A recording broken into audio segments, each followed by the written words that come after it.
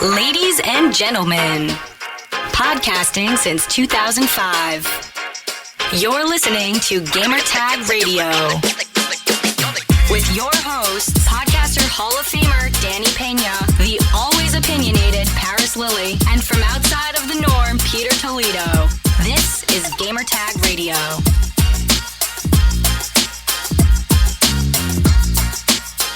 All right, so welcome to Gamertag Radio episode 1046. This is your host, Danny, and joining me for this episode, we have a special guest here, YouTuber and also podcaster, Ren. How you doing, man? Thank you for coming to the show, man. Thanks for having me on, Danny. I really appreciate it. You took Jez from me, so it was only fair that eventually I would get my turn on the Gamertag Radio. I'm just a little bummed out Paris isn't here, though.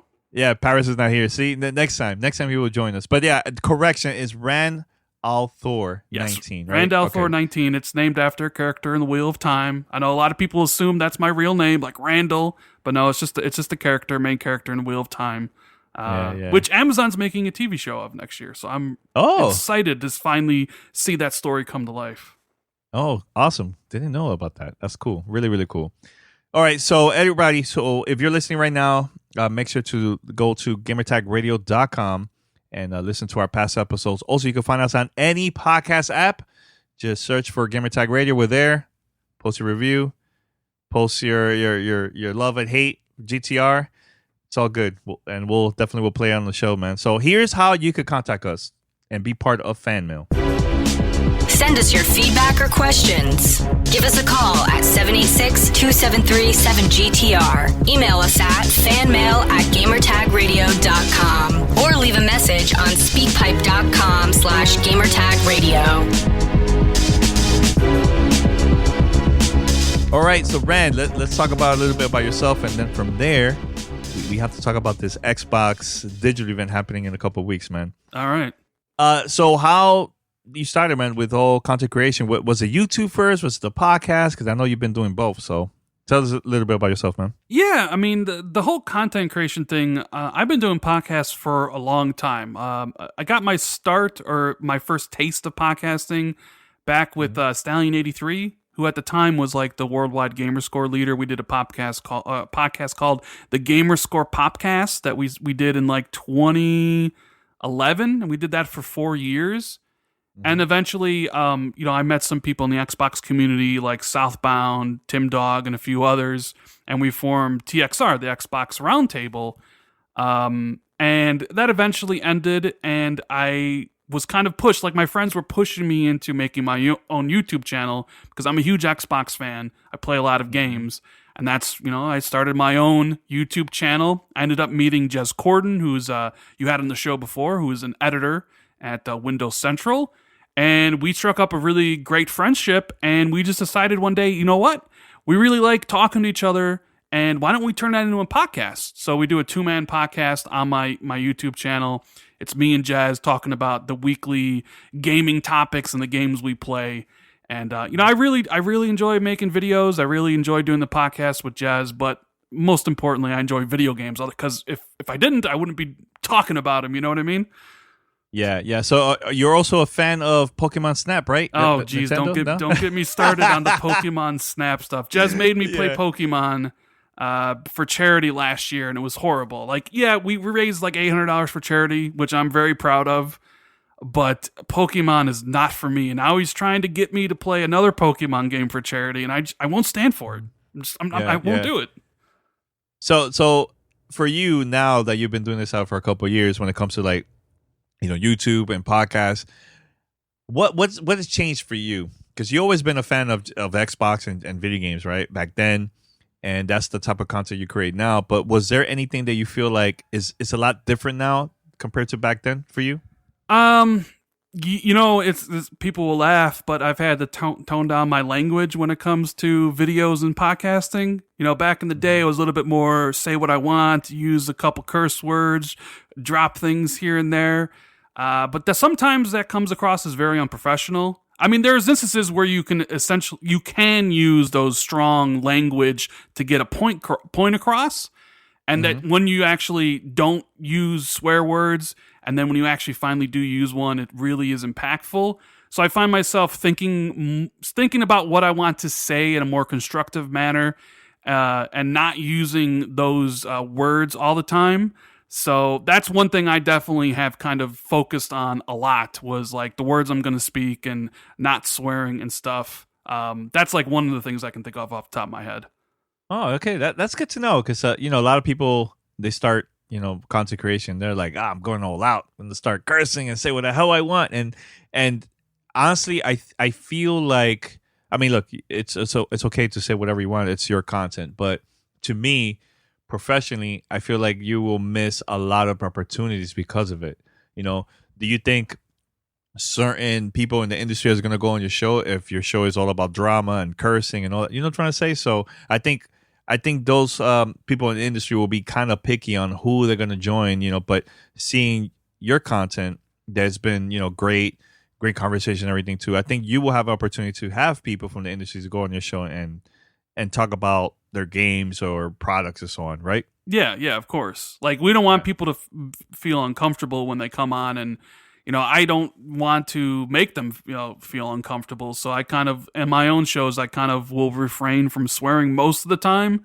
But sometimes you just gotta let one out. Like when Xbox does something amazing, you just like, F yeah, like, you gotta show that emotion. But sometimes I've had my fair share of things where I wish I maybe worded things differently, where I critiqued the game, that got back to the people who were making it, and they weren't happy whatsoever. Not because I didn't like the game, but because of the way I presented my criticisms. It wasn't really well thought out, and I kind of, I burned some bridges there, which is unfortunate.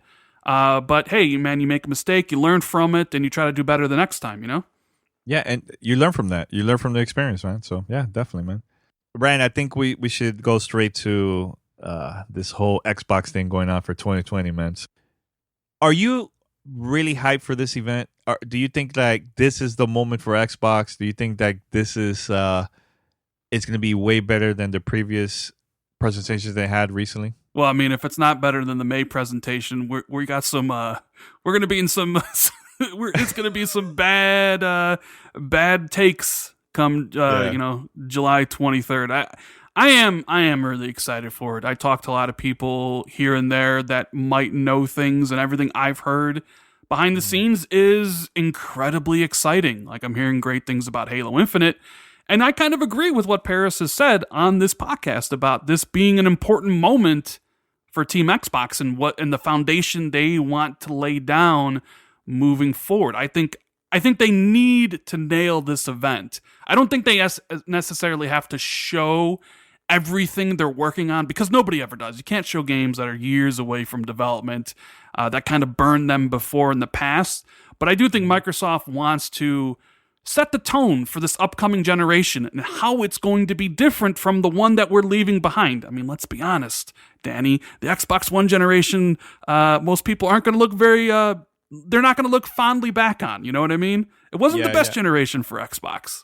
Mm-hmm. Yeah, I mean, we could talk about Xbox 360 had a great amount of games that came out during that time. Xbox was like, it could be a really bad year or it could be okay. Like it depends on the content that came out. Like I love Forza Horizon, I love Sunset Overdrive, but not everybody likes those games, man. And I know you mentioned about Halo. The last game from Halo that launched alongside an Xbox console was the original Xbox with the first Halo game. Mm-hmm. Everything else came out after that. Like it was never at launch. Like Halo 4 came out at the end of the generation of Xbox 360. Halo 5 came out and that was like after the launch of Xbox One. So this is the moment for them, man. This is the moment for Xbox. And if you think about it, 343 been working on this now for like what, 4 or 5 years now? Right? Yeah, it's been 5 years since Halo 5 Guardians. They're working really hard to get this game shipped. I mean, you can't really... You do have to kind of cut them a little bit of slack. They're dealing with working from home. Everybody's working from home. COVID and the pandemic has changed life maybe forever. And it'll be an accomplishment if they're able to get that game, and if it's really good, like brings Halo back to the forefront of the video game industry like it used to and launch that game with this system, if they're able to do that and the game's incredible, it'll be a crowning achievement for Microsoft in 343. Halo needs to be amazing, and that kind of is like the first like strong footstep for next gen. Like if you can land with the powerful console, we know they talk about it all the time. It's the most powerful console. It looks like a PC. It's going to play your games the best. If you can launch this amazing console and then have a ridiculously awesome Halo game to go alongside it day one in Game Pass everywhere else, then that's going to start the Xbox Series X generation on a great note. Yeah, and believe it or not, too, Rand, if there's people that can't afford to buy a console, that is true. They can still play on Xbox One. Yeah, they can play it on Xbox One. They can play it on the One X. I mean, there's the rumors of even a cheaper next-gen Xbox that may be getting revealed sometime in August. Yeah. So look, we have a lot of options. A lot of options as a Xbox fan. Now, Perfect Dark, that's another game that's been going around now for a while. That's the rumor of the return of that game. Do you think those rumors are true, or you think it's not true? I don't know what to think about Perfect Dark, to be honest with you. I think the initiative is working on something huge, and yeah, you are right that all the rumors point to it being Perfect Dark. And personally, I would like to see them make a new IP. I have I never played Perfect Dark, the original, so I don't really have any love for it, and I thought Perfect Dark Zero just wasn't a very good game. So I don't have any nostalgia for the Perfect Dark franchise. So to them to be like, hey, we're bringing back Perfect Dark, it wouldn't really do anything for me like if they brought back Fable, because I'm a big Fable fan. I really enjoyed them on the 360. But then again, it comes down to the presentation. It comes down to like, how does the game look? How does the game play? They would have to sell me on it like they would any other game that they would make. So yeah, I am kind of leaning into the fact that it probably is Perfect Dark related. Maybe it's not exactly called Perfect Dark. Maybe the name is Joanna Dark, or maybe it's in the universe, but it's not like with Joanna. There's many different ways they could go about it, you know? Yeah. Oh, it could even be like one of her daughters now, right? Yeah, exactly. So that could happen. Now, I know earlier you said something about new IPs. I would love to see new IPs. I get the returning IPs. Like I think that's important for Xbox because those franchises are really well known and that could bring more people back to the console, right? But also, how about new IPs, man? That's the thing that I would love to see during this presentation. I don't want to just see a bunch of videos of games of returning franchises and that's it. I think returning new IPs is important too.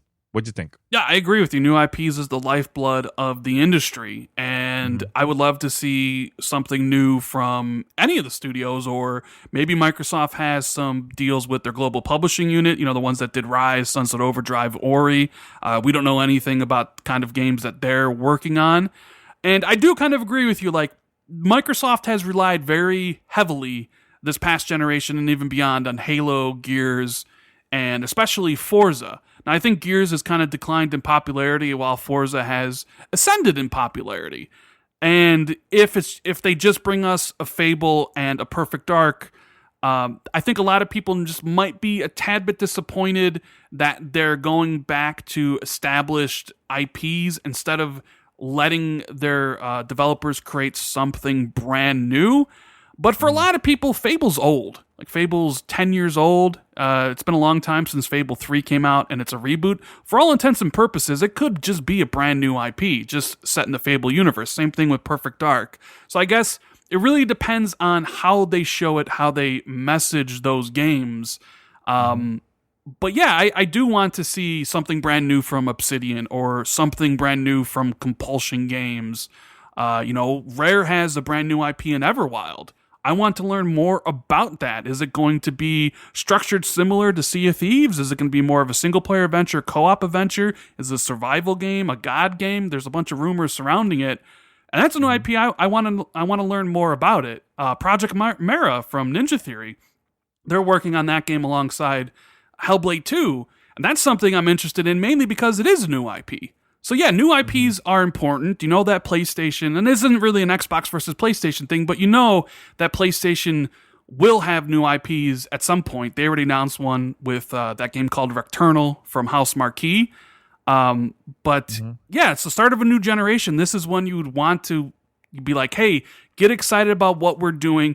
Yeah, you know, Halo, Forza, and all these things are coming. You're gonna be well served. But we also have these brand new things that you didn't expect. And I think that would be incredible.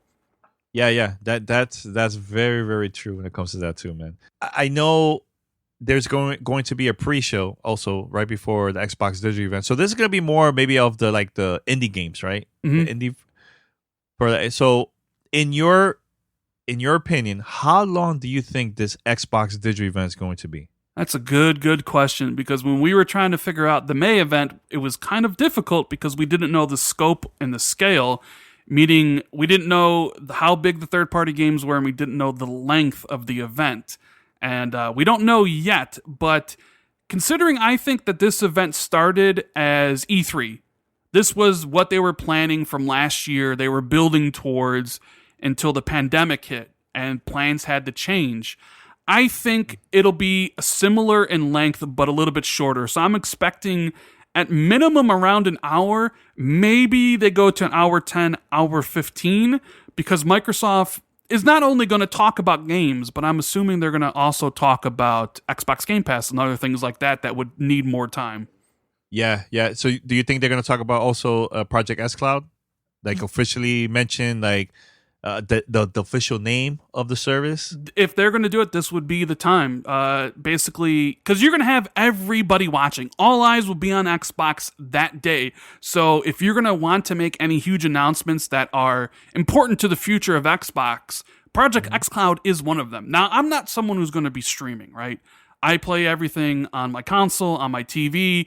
But not everybody is the same. Everybody likes different things. Some people want to be able to play their games when they go for, a train ride, or they're on the plane, or they're sitting in a cab or work, and streaming is obviously where that would come in. Plus, there's other countries that don't really buy consoles but are very heavy on streaming, like India and places of that nature. So Microsoft could see that as an in to get into those areas where previously they wouldn't. So Project xCloud is really important to the future. So we have everybody dialed in on what Xbox is doing. It would be the perfect time to be like, okay, this is when xCloud is launching. This is how you'll be able to access the games. Like if you buy them, you can play it on the console. You can also stream it.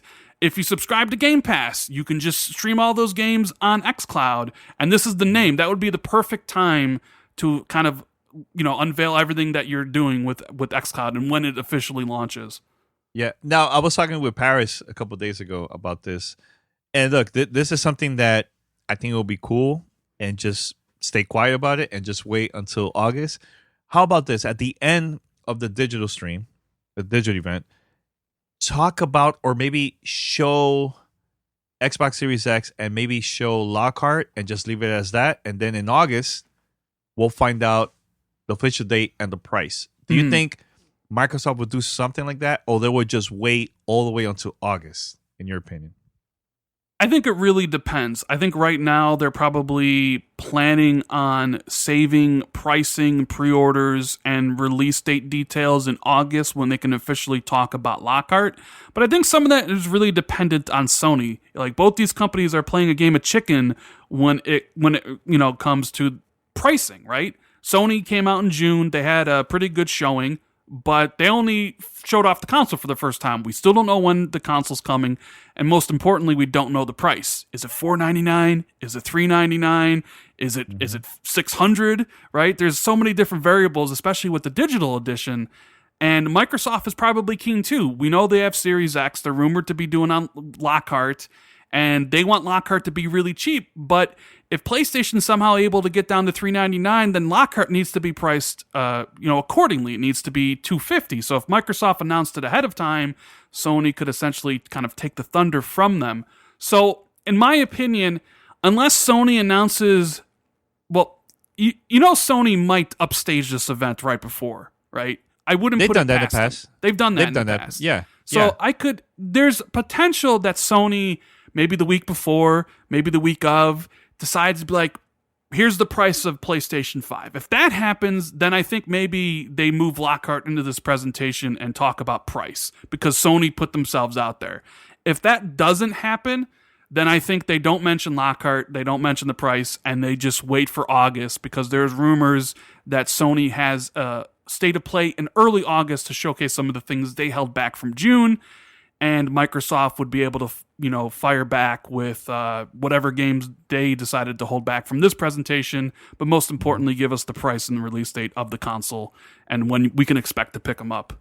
Yeah, and here's my theory, Rand, because I know there's a couple people that have been talking about this. So I mentioned this to Paris. I'm like, look, man, there's a reason why we are having this event at the end of July. There's a reason for that. So we'll wait for the next event. Most likely will be at the end of August. So that means they, like you said, Microsoft wants Sony to mention the release date and price. So the pressure is on them now because Microsoft is going to take their time, and they could even announce that the end of August and not say anything about their console and price, right? But at the same time, I feel because how Xbox finally revealed Xbox Series X back in December, I feel like this console is not going to come out in November. I feel like it might come out a little bit before that because why would Microsoft release both consoles during the same month of Sony? I know right now it's a little bit different because of the situation that we're in because of COVID. So maybe plans has changed because of that. But do you agree? Because I know you liked my tweet when I said that. Yeah. No, so I agree. Go ahead. Well, I would say I kind of put out a very similar video to what you tweeted. I had heard before all this started that the plan was originally Microsoft was going to put Series X out in September and Lockhart would come out in November.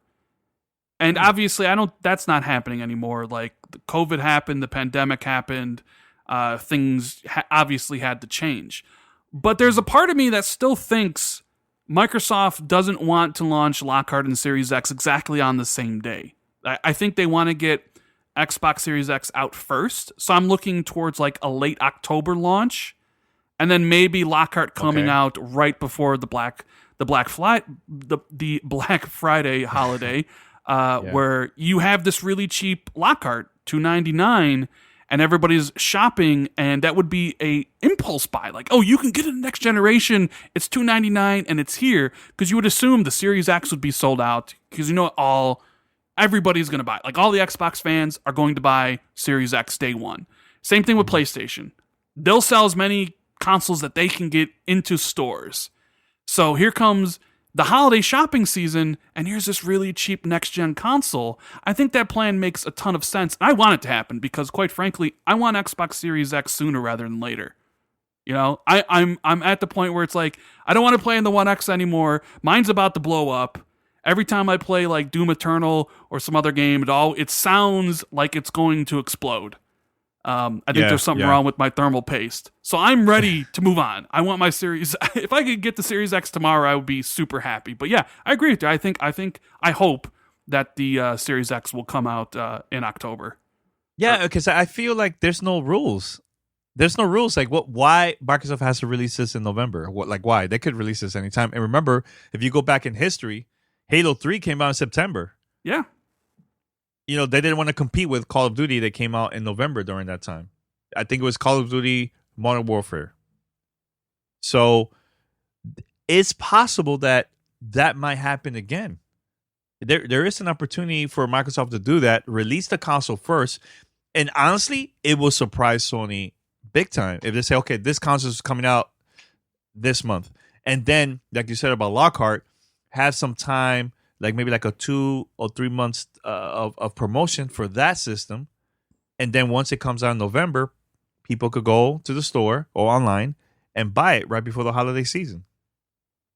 It makes a lot of sense. So you're just wondering if, the pandemic didn't really kind of screw up their plans. Yeah, because the thing that I feel got messed up, the console is fine. It's more about the games now. Yeah. Because now everybody's working from home. You know what I'm saying? So, well, but here's one thing that I've been saying this for a while because I really didn't like the last event that they had, and the reason why is because of this. Some of the people from Xbox, they had different type of webcams. I felt like it was very cheap production. I don't know. The content was there. I didn't have no issues with the content. It was more of like Aaron Greenberg with a cheap camera, you know, and then you see Matt Booty with a better mic and a better camera, you know. So, and then you see Sony's presentation. It's like, oh my God, this is what I'm talking about. You know, like they went to the studio to actually do this. So I hope for the digital event coming up in a couple of weeks, I hope Microsoft goes to the studio and do the same thing, man. Do a better production, better mic, better everything, because this is their moment. This is their moment. Yeah, I completely agree. I know a lot of people make fun of the dollar store webcams that Microsoft used, and that really wasn't. I mean, I don't hold it too much against them. You know, everybody's working from home at different things, and it wasn't the main showcase. But you know, when your competition or when the people that you're also competing with, Sony kind of really put on an incredible production, considering, like you said, everybody's working from home. They went to the studio, they filmed some great stuff. And then even EA, they filmed some high-quality things as well for EA Play. So you already have two of your contemporaries showing you, like, this is the standard. Like, we know we want to do E3, you want to be on the stage, you want to hear the crowd and the roaring fans, but that's just not a reality. But you can still look good. I mean, these are multi-billion-dollar companies. There's no reason to have a webcam you got out from a Cracker Jack box, right? Like, it needs to look good. So I hopefully Microsoft, they realize that, they take some of the feedback that and it's not. We're just joking around, obviously. Like, yeah, of course. I mean, it's just jokes. Yeah. I want people to like tune in and be wow about what Microsoft is doing, not only with the games, but I don't want people to be like, well, the games are great, but like, God, those webcams and microphone, like, I know that's a small thing, but like everything kind of matters, especially when you do, you know, like YouTube, like the production values of your videos, how your mic sounds. You know, the more time you put into it and the better you look, people might, you know, they gravitate towards you and they like what you do. And if you don't really put in the effort or time, people will be like, they're not even trying. Like, we don't want people to think like that Microsoft is like that. Like, oh, they don't even care. Like Phil's on that little webcam again, but it just doesn't look good. Like they didn't really care about this presentation. That's obviously the opposite. They 100% want to showcase the best, and I think they will. I'm just kind of curious to see how it's going to be presented. But I guess we'll find out on June 23rd or July 23rd. July 23rd. Yeah, exactly. Now, here's one thing I want to mention to you, and you tell me if you agree with me or not. So last year I had Peter Moore on our show because we had to talk about the 20th anniversary of Sega Dreamcast, and there's just something that I didn't realize at that moment when that system came out was because look, a lot of people considered that system had like one of the best launch titles ever for a console because there was a lot of games that came out day one. But hearing it from the business side from Peter Moore, he said it was a bad thing because after that launch, there was not a lot of games after that coming out every few months. It was really dry for a very long time. The thing that worked for Nintendo Switch now, when they launched, there was a new game exclusively, especially first party for Nintendo Switch, almost every month for like a whole year, right? Mm-hmm. I know Microsoft is going to have a lot of studios working on games, but in your opinion, how many games do you think it will be the right amount of games for launch for the Xbox Series X and Lockhart? The right amount. So are we talking strictly from like first party? It could be.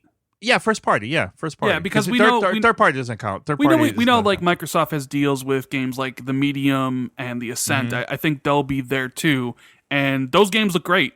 But I'm not sure people are buying next gen consoles to play the Medium as good as it looks. People are really kind of focused on Microsoft's first party and particularly Halo. So I can see Halo Infinite is obviously the big game, and that's going to take all the kind of oxygen out of the room. That's the game everyone's going to be diving into. And if I look at the other things, like, I know it's not first party, but I could see Microsoft launching Gears Tactics. With that, it already came out on PC. They already talked about it coming to Xbox. It would be the perfect time to do that. Maybe the beta or something for Flight Simulator comes out as well. I know a lot of people expect Forza Motorsport 8 to launch with the system, but I don't. I think Forza Motorsport 8 is next year, spring of 2021. Really? Yeah, I don't think it's going to be ready. So it's going to be 2 years then with no Forza. Yeah, I don't think there'll be a Forza this year. So yeah, 2 years without a Forza. I think Microsoft's going to rely heavily on, like, here's a Series X update for Gears 4. Here's a Series X update for Forza Horizon 4, for Sea of Thieves, for State of Decay. And it's really going to be Halo Infinite and a bunch of kind of other games to go alongside of it, because Microsoft obviously has Game Pass. And they want to be able to kind of string games along so people continue to be subscribed and continue to be engaged in the Xbox ecosystem. So, I mean, Phil's already talked about it on IGN, where one of the things he said that he didn't like about the Xbox One launch was that they had too many launch games. And that's kind of like wink, wink, essentially him saying that don't really expect as many as the Xbox One. So there'll probably be a global publishing title that we know nothing about might launch. You'll have some of those indie titles that Microsoft showed off at the May event. They'll probably launch with the system, but Halo will be the big one, and then everything else will be like, maybe there's a game in December, maybe there's a game in February, Forza comes out in March, you know, and they kind of just go from there. But I'm not really expecting a ton of games that launch for Series X. I mean, I hope I'm wrong. I hope maybe there's a whole bunch, but I'm just not expecting that. So you don't see like a platformer like Banjo-Kazooie or like Via Pinata or something, maybe a new type of Minecraft that's only exclusive for that. Like, you don't see anything like that for like the family, because not everybody's gonna buy Halo. Let's be real. It's not every single person that's gonna buy that game. You know, you need that balance. It can't just be shooters all the time. No, I agree with you. I wouldn't be surprised if there was a Banjo in development. I just would be surprised if it was ready to come out at launch. You know, how about Cuphead? Cuphead DLC. That is a possibility, because Cuphead's DLC was supposed to come out last year, correct? Like, they announced it in 2018, and it was supposed to come out in 2019.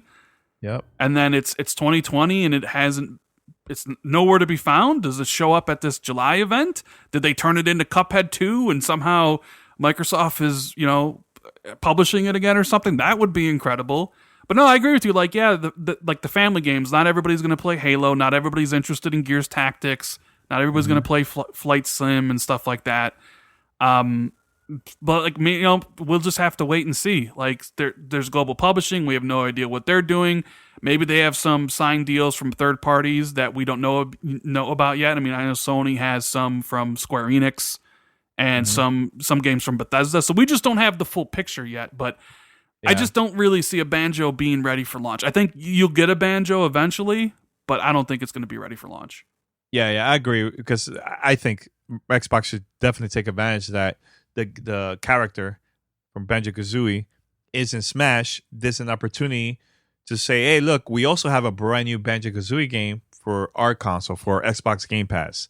Hey, come and buy, you know, or subscribe to our service, and this will be an opportunity for you to play the game. So that could happen later. They might announce it during the July event, but I don't see this like maybe to like 2021, 2022, that type of thing, you know? So, yeah. Now, price is a tricky one, man. Price is a tricky one. I've been hearing a lot of rumors about Lockhart being maybe up to like the lowest I heard, $199. And I think talking to a couple other people too, it's possible that Tom Warren from The Verge, he said to us, actually to me in an interview, that he wouldn't be surprised if that system is going to be also for free as long you join the subscription service for Xbox. What do you think about that? Like just the price for that console, Lockhart? Just for Lockhart, I agree with Tom. I do think Xbox All Access is going to be promoted heavily, and it'll be definitely tied to Lockhart. People and the way the economy is, I think it's probably going to get worse before it really gets better.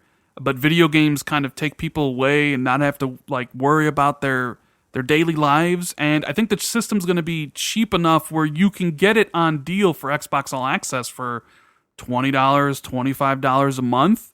And then you'll get the system. You'll get 2 years of Xbox Game Pass Ultimate. So you'll have all the games that you could want to play, I say for free, but obviously you're paying for it. But you get what I'm saying, right? You don't have to pay individually for those games. But then, even though I expect that to happen, and I agree with Tom, I do think the system will be out there for full price for anybody that wants it. So I know there's, like you said, there's rumors all over the place, right? Lockhart as cheap as $199, which would be utterly insane. And I just can't see Microsoft releasing that system for that low of a price. They would lose so much money on it. There's talk that the system's $250. There's talk that the system's $299. There's talk that the system could even be all the way up to $400. I think a lot of it really depends on what Sony's going to do with the PlayStation 5 and how low they potentially get it. If they can get it to $399, well, you can't have Lockhart at $399. So it's got to be cheaper.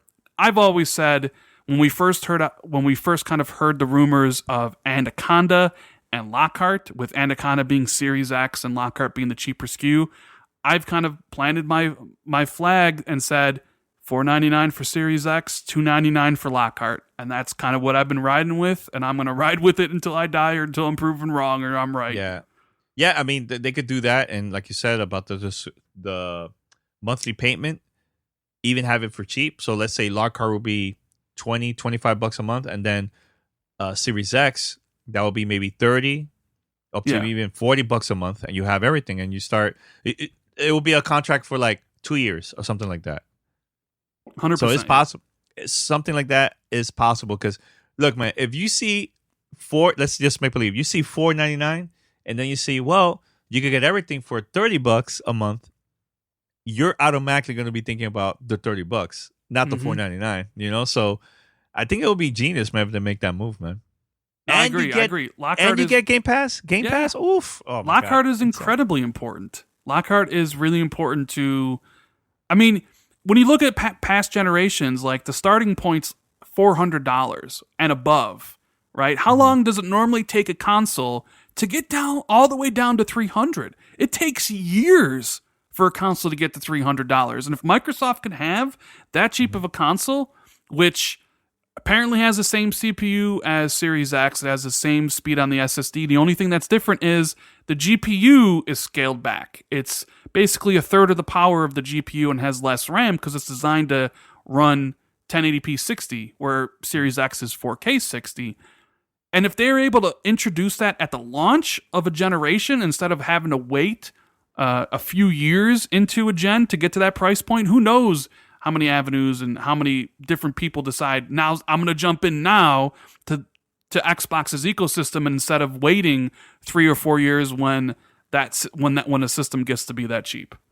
Mm-hmm. One of the things that I realized a couple months ago was the launch of Xbox Game Pass for Japan. Mm-hmm. I think that market, and also South Korea and other places, and even China too, it's a very important market for Xbox. And what are the chances of Phil or Xbox announcing, hey, we have a new studio in Japan? Because we had this conversation with Phil a couple months ago, and Paris asked that question to him. He kind of said that they're thinking about it, meaning they're probably gonna be doing that, Microsoft. Because during the generation of Xbox, there was a lot. The Xbox 360, there was a lot of Japanese exclusives that was nowhere else, man. Yeah. Like Lost Odyssey. Yeah, Lost Odyssey, game, Blue Dragon, a lot of those. Blue games, Dragon. yeah. Yep. Those games were phenomenal for the 360. We didn't get that at all for the Xbox One. Zero, unless it's third party. But first party, zero. So, do you think, Rand? Do you think we might see something like an announcement of a new first party studio in Japan? I think there's a chance, yeah. I mean, studio acquisitions are always a tricky thing. And usually they're kind of kept under wraps. I remember 2018 watching at home when Phil announced that they had acquired Compulsion Games and Ninja Theory and Playground Games, and they built the initiative. And you're sitting there like, man, some of these didn't leak. Like nobody, like the Ninja Theory one was a complete surprise.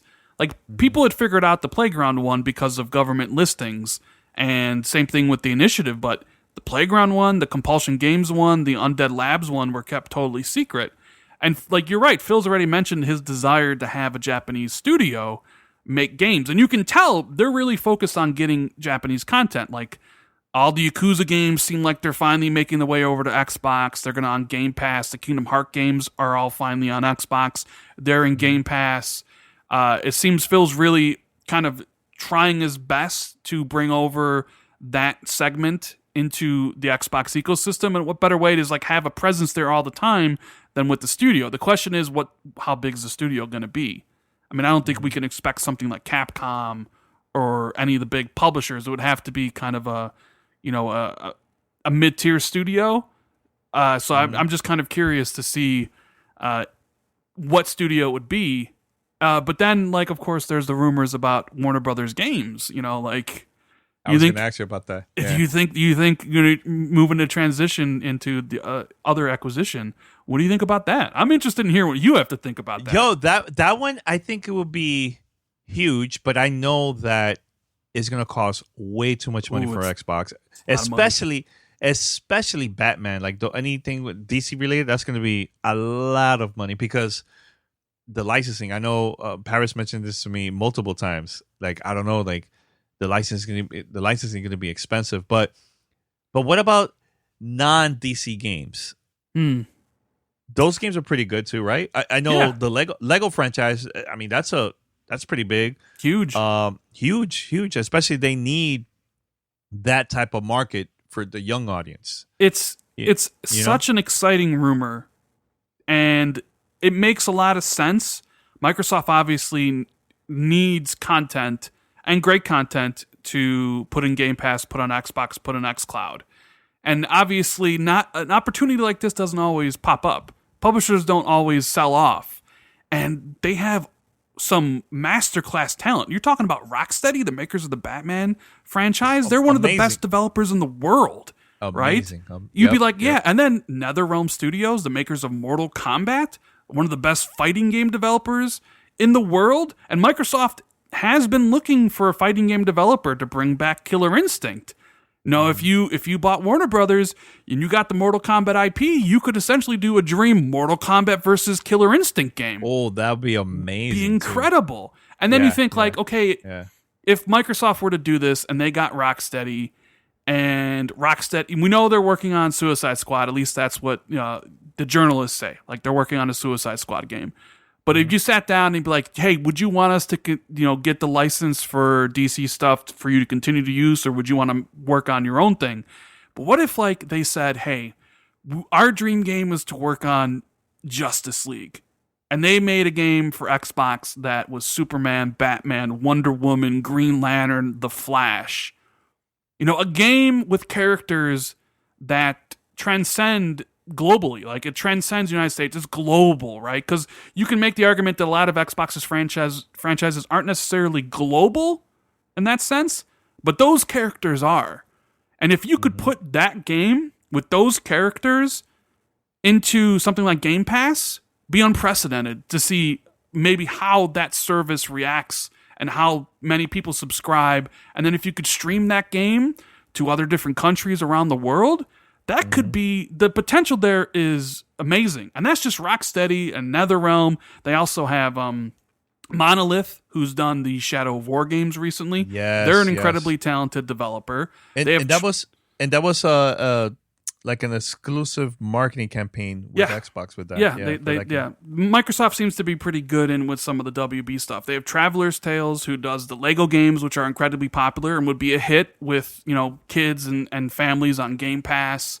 They also have some other studios like Warner Brothers Montreal, rumored to be working on the Batman game that you could essentially rename and start working on other things. And they have Avalanche Studios, not the ones who make Just Cause and Mad Max, but the ones who are rumored to be making that Harry Potter RPG. So there's a lot of studios there. The question is for Xbox is it worth the asking price? Because supposedly it's $4 billion. That's a lot of money. And Microsoft paid $2.5 billion for Mojang and Minecraft, which turned out to be an amazing decision. So I'm sure Xbox is sitting there like, do we jump on this? Is $4 billion the right price? And if we were going to do this, what else could we get for our $4 billion? Right? Because it's not like just enough like, okay, where's this money coming from? Of course it's Microsoft. They easily could do it. They're worth trillions of dollars. But it's like, do we take that $4 billion from our current budget? And now because of that, something else isn't going to get the money it needs? Are we getting an extra $4 billion? And if we are, do we need to look at other opportunities that might require that money instead of this? There's a lot of things that go along to that. And I don't really envy Phil Spencer, because he would be the one, obviously, maybe not necessarily making the final decision, because I think that would come down to Satya and Amy Hood at Microsoft. Mm-hmm. But he'd be the one basically saying it's worth it, it's not worth it, and then have to present the reasons why.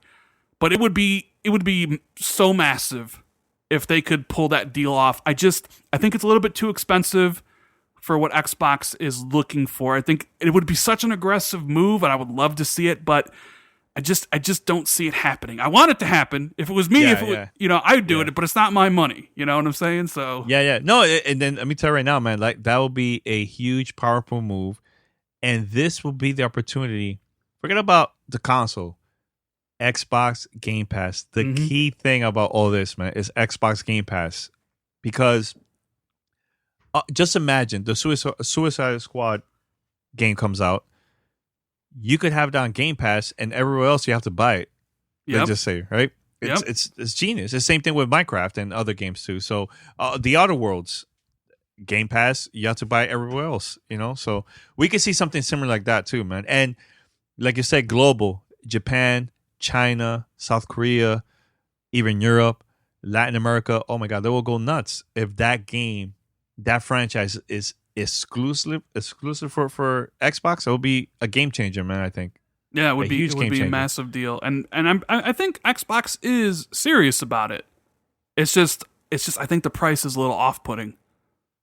But I could see Xbox getting this opportunity more than EA, Activision, because the feedback that I've been reading from people, like they don't want Warner Bros. To go to Activision or EA at all. Yeah, it doesn't look good at all. Those publishers don't have the best track records at all. And they're one of those, like, if it doesn't work out, okay, kill it, and they've done that many times in the past. So we'll see. One more thing, Ran. One more thing. So, what will be the mic drop moment for you if this happens at the digital event? The mic drop moment. Forget about Halo Infinite. We know Halo Infinite is a big one, but is there anything you as a fan, if Phil or anybody like Matt Booty or anybody from Xbox announces this during the digital event, that you'd be like, wow, it's a wrap. This would be a mic drop moment, and it's not a game, right? Even though like I'm dying to see Halo Infinite, it's my favorite franchise. I cannot wait to see it. Even though I'm a big Fable fan, I think that game will end the show. A mic drop moment. What if Phil said, hey, we've heard the feedback and we are removing the multiplayer paywall. Xbox Live Gold is officially discontinued. Anybody can play multiplayer for free. You know what? I thought about that. Because you, as long as you have Xbox Game Pass, you're good. Yeah. Like it seems like they are transitioning away from the Xbox Live Gold nomenclature, moving more towards Xbox Game Pass Ultimate. That seems to be their, dominant, or at least the subscription service they want you to be in. So I'm thinking like, man, what would put pressure on PlayStation? What would really get a lot of headlines? Sure, Halo's going to get headlines, Fable will get headlines, whatever they show off will get headlines. But man, if they made multiplayer free, considering they're the ones who introduced the paywall on consoles in the first place, if they said, you know what, multiplayer's free, you can play for free, that would resonate very, very strongly. It'd be another pro-consumer move from Microsoft, and it would be something that I don't think any of their competitors could have an answer to. And that would be a very last minute, like, what? Like, Yeah, nobody they'd be would. like, Yeah. What? Are you serious? Or maybe something like Cyberpunk. Now think about this. I know Paris is all about Cyberpunk, right? Yeah. Yeah. Love Cyberpunk. What if one of the announcements at the show was about Game Pass, and that Microsoft and CD Projekt Red came to a deal, and Cyberpunk is launching in Game Pass day one. So when you get a Series X, you have Cyberpunk and Halo Infinite waiting for you on Xbox Game Pass. Oh my! And actually, there was a rumor about that today too. Was there? I didn't see it. Yeah. More of a third party games potentially going to Xbox Game Pass, and one of them was Cyberpunk. Like that would be a mic drop. Get Cyberpunk in Game Pass day one when you pick up your Series X with Halo Infinite and a whole bunch of other stuff. I mean, that would be ridiculous. That'd be insane. That would be insane. Yeah, I never thought about that right there, man. That would be huge. Now, Rand, man, but I just want to say thank you for the conversation. It was really cool. Great convo. You want to mention your Twitter account, website, also mention your YouTube podcast so people can subscribe, man. Yeah, I mean, if thanks for having me on, Danny. It was a great conversation. Just I wish Paris was here, but maybe next time in the future. Yes. If people want to check out the content, they can just check out my YouTube channel. It's youtube.com/RandallThor19. My Twitter thing's a little bit, I have underscores in it because of Twitter. So it's like Rand_AL_Thor_19. But all my information is basically on my YouTube channel. I primarily talk about Xbox and Xbox news and what's going on in that world. But I also talk about PlayStation, and I will not talk about Nintendo. Okay. All right. Hey, man, I love Nintendo, man. I know. I play a lot of Switch. It's all good. But yeah, Rand, man, thanks a lot. And make sure everybody to subscribe and follow him on Twitter, man. And let us know your thoughts about this crazy conversation we had. We had a lot of crazy conspiracies here that might happen. And yeah, man, Rand, thanks a lot, man. Thank you. Send us your feedback or questions. Give us a call at 786-273-7GTR. Email us at fanmail@gamertagradio.com or leave a message on speakpipe.com/gamertagradio.